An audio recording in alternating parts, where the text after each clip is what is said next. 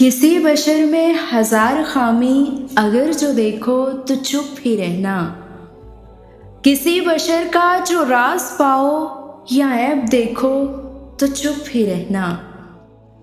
अगर मनाती को लोग आए तुम्हें कुरेदे तुम्हें मनाए, तुम्हारी हस्ती के गीत गाएं और तुम्हें कहें कि बशर में देखी बुराइयों को बयां कर दो तो चुप ही रहना।